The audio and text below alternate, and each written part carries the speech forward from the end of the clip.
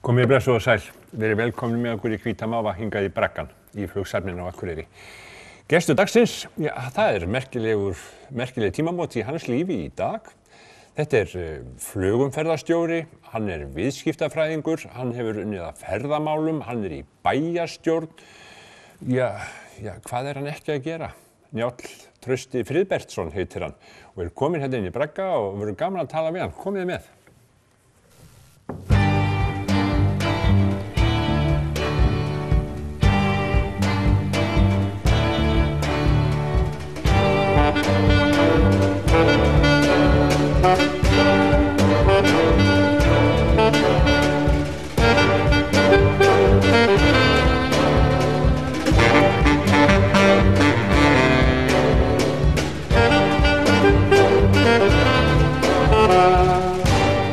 Njáll Trausti, vertu velkominn. Takk að kjalla fyrir. Til hamingju með daginn.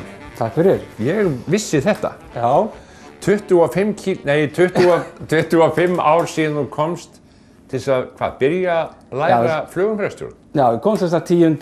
maí 1991 sem nemi í flugumferðarstjórn hérna og búinn að vera meira að minna hérna í turninu síðan. Fór 1 ár til Keflavíkur og var þar í turninu. Já.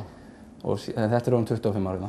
Og 25 kílóum setna, eins og maður segir. Það bara fylgir þessu, 1 kíló á ári. Þetta alltaf bara 25. Það hefur bara verið þannig.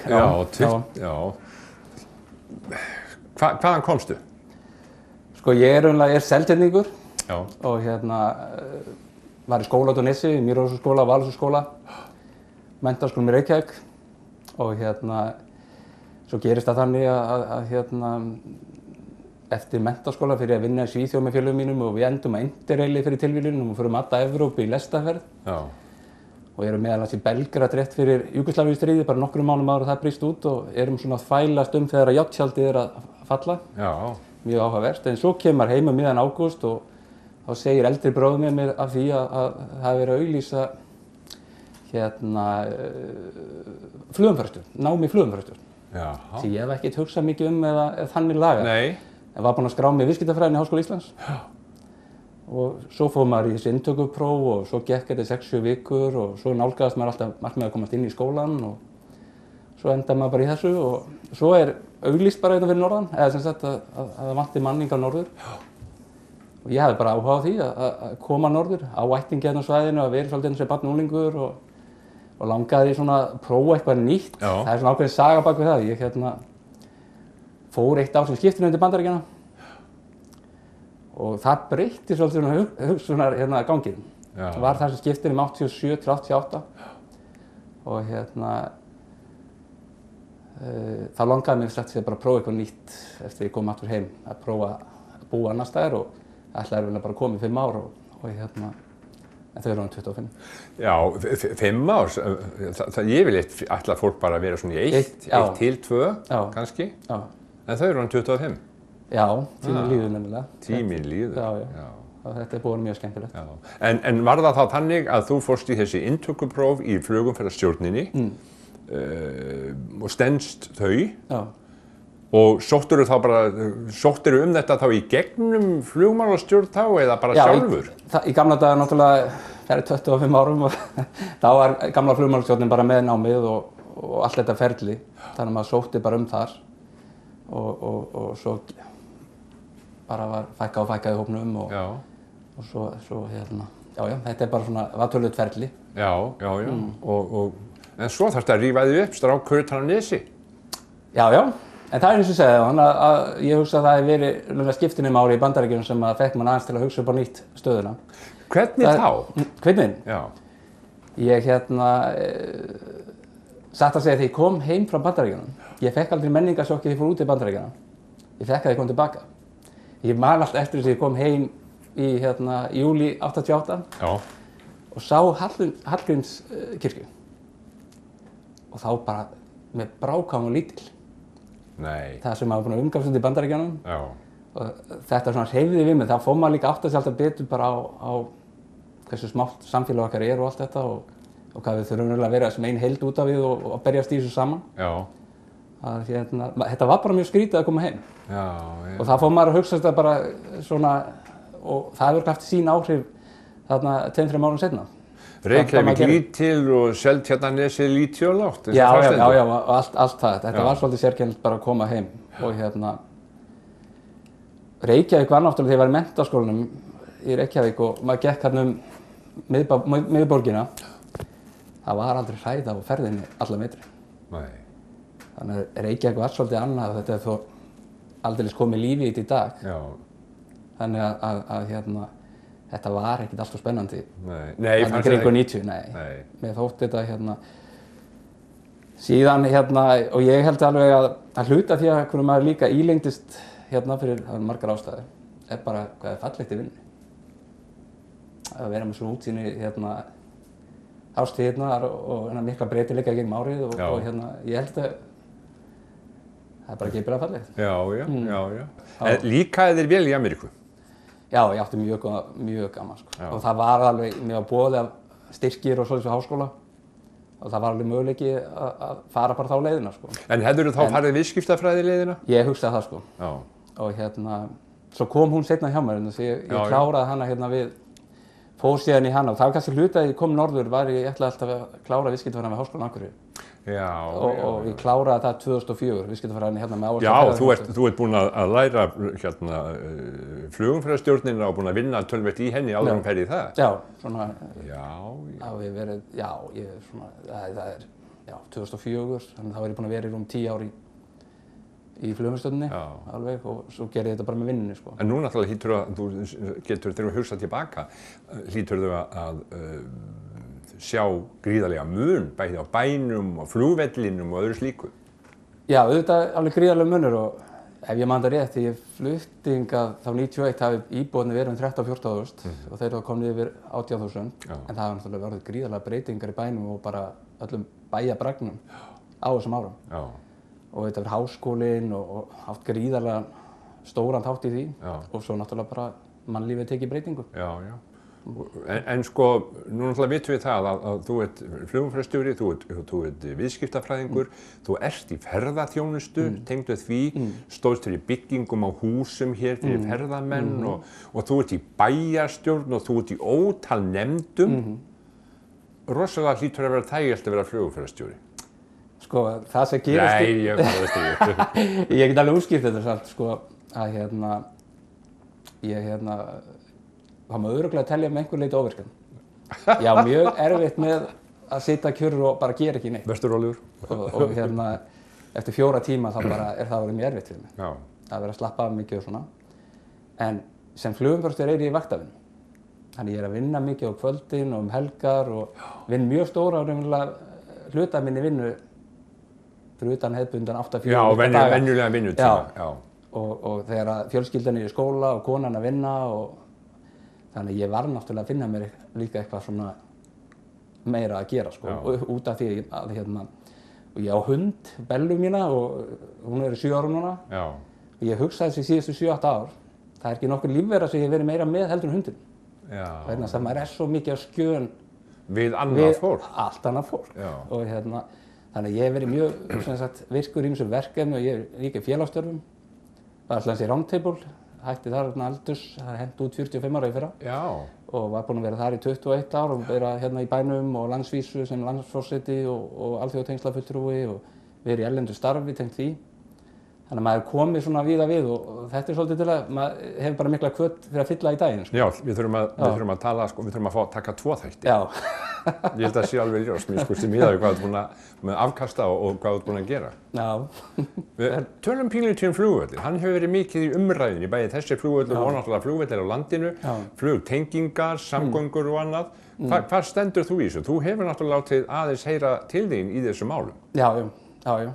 Og það er gaman að vera komin hérna á flugsafninu og í braggan hérna til þín að ræða flugmálinu og maður hefur bæði verið við þennan flugvöll hérna, uppbyggingu hans og skrifa skýrslur og meðal annars sínum tíma fyrir 10 ára síðan hérna lengingu flugvallarins og ég skrifa skýrslur þetta var eftir að klára viðskiptafræðina og líka millilandaflug frá Norður-Austurlandi og svona ýmsu þessu tengt. Já.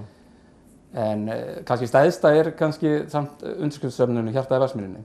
Hjartað í Vatnsmýrinni, þú ert einn af stofnendum þá þeirra samtaka? Já, og svo hugmynd verður bara til hérna í átak í líkamsræktarstöðinni. Á hlaupahjólið þar? Já, eða í cross-trainingnum, tækinu mínu út í horni, þar sem maður hefur pollin fyrir neðan sig og þetta var bara í lok júní 2013. Það var búið að auglýsa nýtt aðalskipulag fyrir, eða sem samþykkja að auglýsa nýtt aðalskipulag fyrir Reykjavík, þar sem ekki var gert ráð fyrir flugvöllunum meira, semst eftir 2024. Og mér fannst bara að vera mjög nauðsynlegt að finna hvað var þetta að gera í þessari stöðu. Og þessi hugmynd bara kviknar hérna á cross-traininum út í horni í átak. Að þetta sé leiðin, raunverulega að safna undirskriftum og koma með sem sagt inn í umsagnaferli varðandi aðalskipulagsvinna í Reykjavík. Þannig að við söfnuðum þarna í ágúst og september á 5 vikum 70 undirskriftum sem athugasemdum við þetta aðalskipulag. Hvar eru þær? Þær eru bara þá vantarlega í Ráðhúsinu og síðan seinna afhendum við líka Alþingi þessar 70 undirskriftir. En hérna þær standa þá þar og þetta að vera þá 30 ára prósess sem að staði í þessari vinnu og ég kannski átti aldrei vona því þegar ég reiknaði með þetta í nokkra mánaða svona vinna að koma þessu samtökum á stað. Já. En þetta var mjög skemmtilegt að vinna. Ég talaði strax við flugstjóra hérna Þórkel hjá Mýflugi, bara ég kom út af stöðinni, hringdi ég beint í hann, líksatstöðinni. Þá sagði hann mér að það væri hópur manna í Reykjavík sem hefði sína hugmyndum var að hugsa það sama. Já. Þannig að við hérna tölum á einni viku stofnuðum við Hjartað í Vestmannaeyjum þetta að safna undirskriftum og taka svolítið skipulega saman á þessu. Þá var þetta 7-8 manns hérna á Akureyri og 7-8 manns í Reykjavík. Þannig að þetta svona, þannig verður þetta allt til. Og fyrir mér var þetta rosalega mikið tengt bara sjúkrafluginu. Maður náttúrulega í vinnunni mjög sem sagt sér hvað að gerast í sjúkraflugi í landinu. Þú ert kallaður út til að sjúkraflug nauðsynlegt. Á nóttunni. Og þá ert þú á nóttunni og öllum tímum. Já, og það var svona bæði vinnu á mér og síðan náttúrulega gegnum konuna mína, þá kynntist ég hennar hlið. Hún fór líka sjálf sem hjúkrunarfræðingur á barnadeild. Hún var hérna á barnadeildinni og meðal deildarstjóri þar síðan. Þannig ég kynntist líka þeirri hlið. Hún fór í sjúkraflug til Grænlands að sækja. Já, hún hefur farið í sjúkraflug líka. Já. Þannig að maður var farin að þekkja alla hliðar á þessu og svo fór maður að þekkja læknara og ræddi þetta við þá og þannig að maður hefur mjög svona heildarsýn á þessu öllu saman á þessu, hvernig þetta funkar og hversu raunverulega mikilvægt þetta fyrir heilbrigðisþjónustu í landinu og líka hversu mikið hefur verið sagt það sem menn ekki alveg með á hreinu hvað það er að tala um. Þannig að mér fannst bara mjög nauðsynlegt að koma með þetta alltaf inn í þessu umræðu varðandi flugvöllinn í Reykjavík. En það er náttúrulega oft sem að svoleiðis séð, þegar svona einhverju viðkvæm umræða fer af stað, að þá eru óskaplega margir sérfræðingar.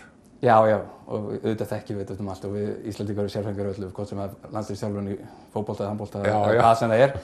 En auðvitað er gríðarlega margt sagt sem einn misskilningurinn sem er alveg ótrúlega lífsögur. Það er þegar menn tala að þyrlu sinni meira en öllu sjúkraflug í Íslandi.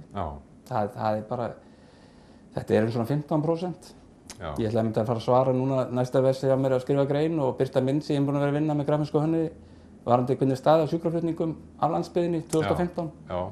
Bara til að gefa þetta myndrænt fyrir fólk. En getur hvað eru mörg sjúkraflug héðan á ári sirka? Já, sem sagt á Íslandi í fyrra 2015 voru rétt tæplega 650 flug, með sjúklingar hjá Mýflugi.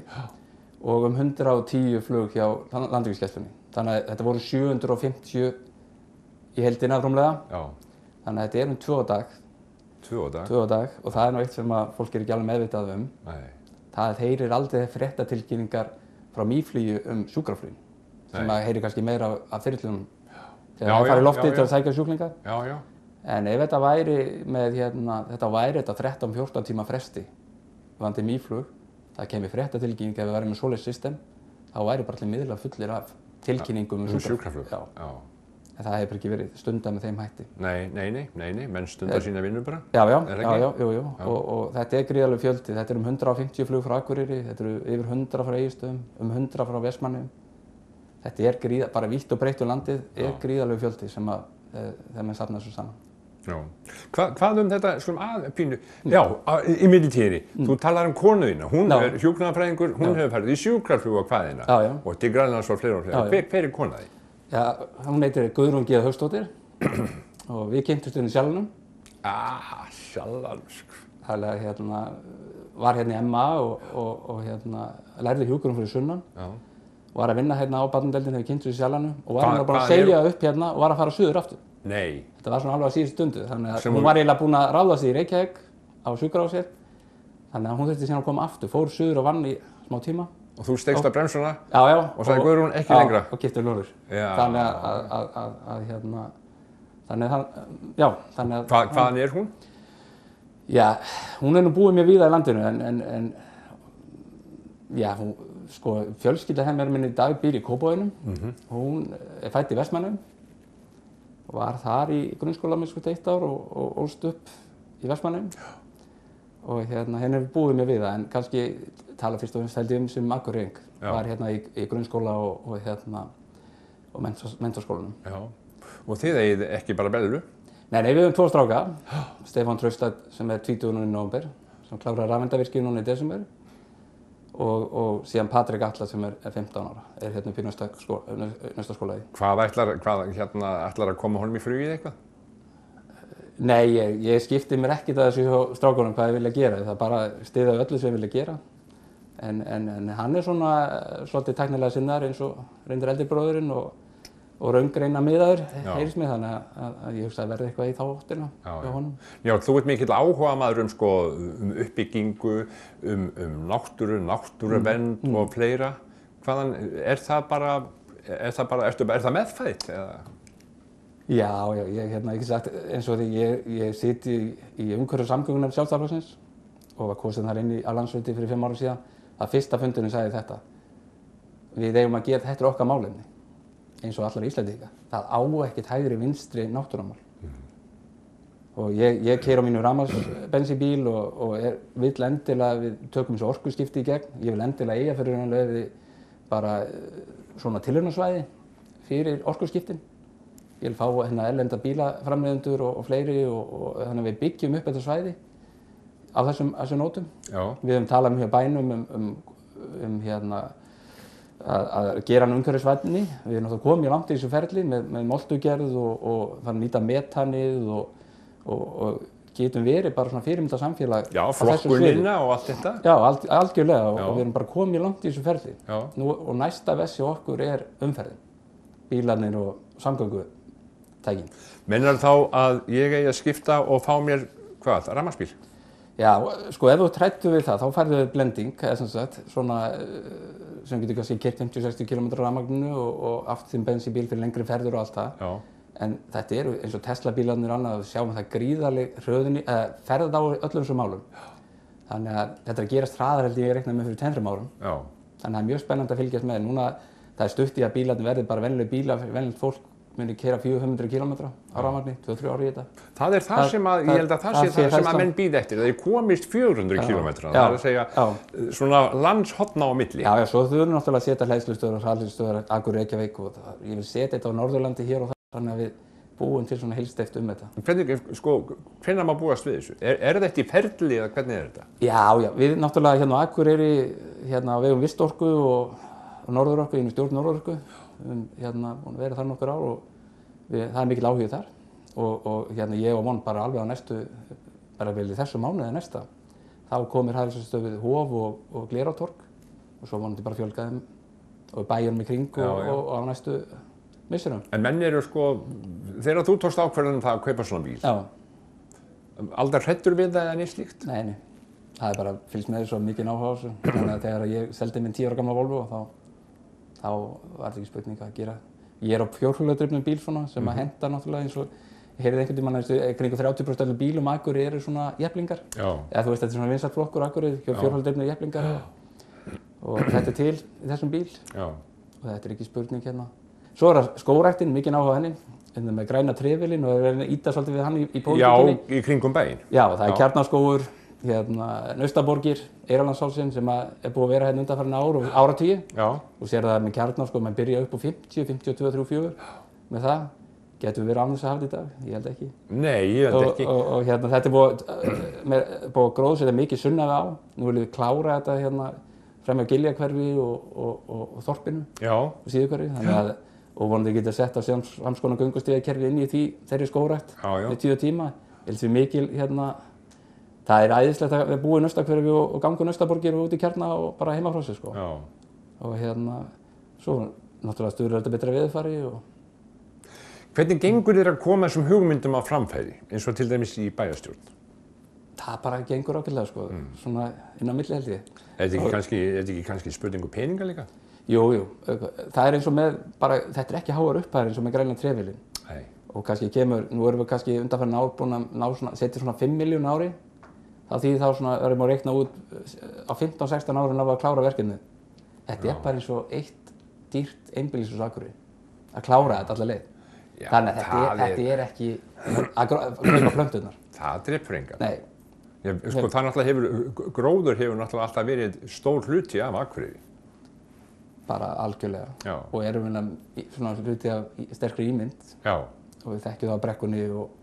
Fólk sem kemur sko víða að af landinu, því finnst að vera nánast komið til útlanda, talar það. Já, nákvæmlega. Og þetta er náttúrulega sem maður tók eftir þegar maður kemur fyrir 25 árum með þessi stóru tré og þetta er bara ákveðin ímynd og gefur svona jákvæða stemmingu finnst mér. Já.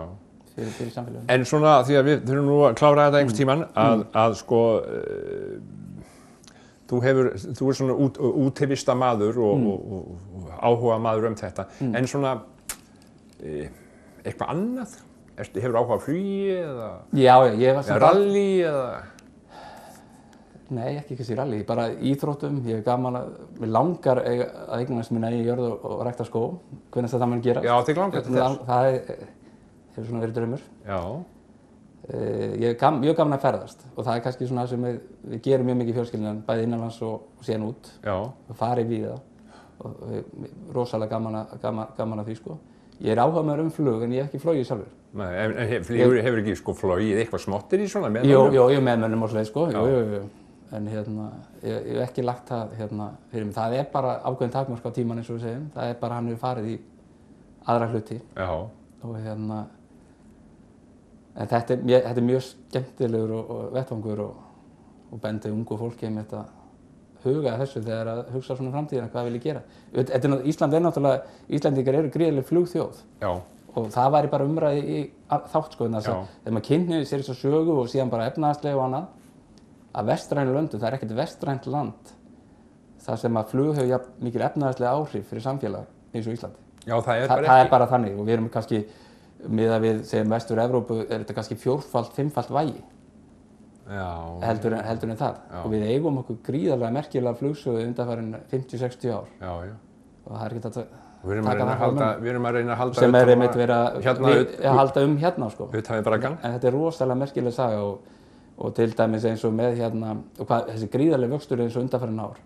Í Eyjafjallagosinu, ég var náttúrulega að taka umræðu daginn með flugvallahlaðið, nauðsyn þess að fá það og varaflugvallakerfi landsins, þessari 4 alþjóðaflugvalla. Að í Eyjafjallagosinu þá þetta 16-17 vélar sem íslenski millilandaflugin sem er tengdur íslensku fluginu, utan Atlanta og það. Það var þá Icelandair og Icelandair. Í dag þetta 40 vélar. Hjá sömu aðra sem WOW, arftaki Icelandair og Icelandair. Þetta er búið meira en tvöfaldast á 6 árum. Já. En við höfum ekkert gert varðandi varaflugvelli í landinu. Sem eiga þá að taka við vélunum með að lokast eins og Keflavíkurflugvöllur. Af hverju? Þetta er það sem er búin að reyna að vekja athygli á undanfarin ár. Já. Og þetta hlutir þessu heildstæða umræðum Reykjavíkurflugvöll. Það er að þetta flugvallakerfi sem er Keflavíkurflugvöllur, Reykjavíkurflugvöllur, Egilsstaðaflugvöllur og Akureyrarflugvöllur, þessi 4 alþjóðaflugvellir, þeir byggja upp þetta alþjóðaflugvallakerfi í landinu. Já. Og þá þurfa hinir flugvellinni sem er að þjónusta varðandi eins og Keflavíkurflugvöll sem varaflugvöllur að geta tekið við ákveðnum fjölda af vélum. Stækkandi vélar, sjáum hvað er að gerast. Airbus-arnir núna hjá WOW og þessi stóru þar sem, 330 og 767 hjá Icelandair. Já, að koma. Það er töluvert meira pláss heldur en Airbus 320 eða Boeing 757. Þetta er pínlítið svona... Það er tæknileg umræða, sko. Já. En það þarf virkilega að fara að vekja athygli. Við sjáum í samgönguáætlun, það er ekkert að hugsa það þar sem var búið að leggja fram á Alþingi. Og það þarf einhvern veginn að reyna að ná þessu samtali milli pólitíkur og flugheimsins á hærra plan. Af hverju er stórmál að ganga frá þessu flughlaði? Það er ekkert stórmál. Það á ekki að vera það, sko. En þetta er mjög alvarleg staða sem er hérna gagnvart eins og atvinnurekstur á flugvöllunum. Norlandair og Arctic Maintenance varðandi þeirra starfsemi. Þeir óskuðu hér 2012 eftir að fá að reisa flugskýli við þetta nýja flugvallarhlað og vildu byrja að byggja og koma sér inn 2014. Og þeir eru bara með allt sitt í óvissu og svo þetta hinn þátturinn. Þetta bæði sem sagt atvinnuspúrsplan fyrir rúmlega 30 manns og síðan þetta varaflugvallardæmi sem gríðarlega mikilvægt ef maður fara að pæla í því í heildstætt og skipta þetta gríðarlega máli. Efnið til staðar? Efnið til staðar, ótrúlega stutt í það. Það er búið að keyra hér 1/3 af þessu? Já. Og svo vantar hvað, 100 milljónir? Já, ég myndi segja, ég var að reikna svona að skjóta á þetta, þetta getur 130-140 milljónir til að taka af efninu, svo það þarf að síga í 2 ár efnið, þannig að það gerist ekki meira á þeim tíma, en síðan þarf að klára það, þá er það náttúrulega töluð fjármagn sem þá er framhaldinu.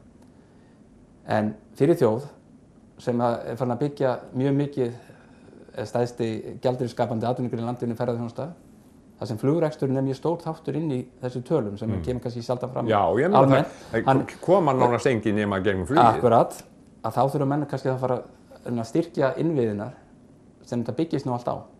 Þetta fungir allt.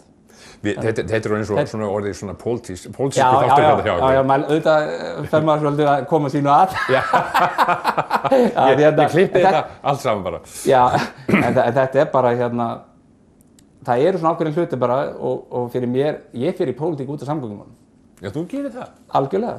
Ég er alveg fer 2010 út af Reykjavíkurflugvelli, Kjalvegi, styttingar á þjóðveginum, öryggis á vegum og svoleiðis, öryggismálum. Þess að fyrir mér eins og eru samgöngur undirstönduð atvinnulífið undirstaðan undir bara velferðinni og heimilunum. Akkur er þetta ekki þingi?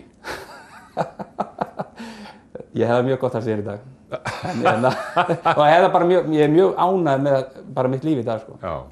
Og en svo veit maður aldrei hvað gerist seinna, sko. Já, 25 ár í flugumferðarstjórninni, búinn að læra viðskiptafræði, fórst í háskólann með þessu öllu saman.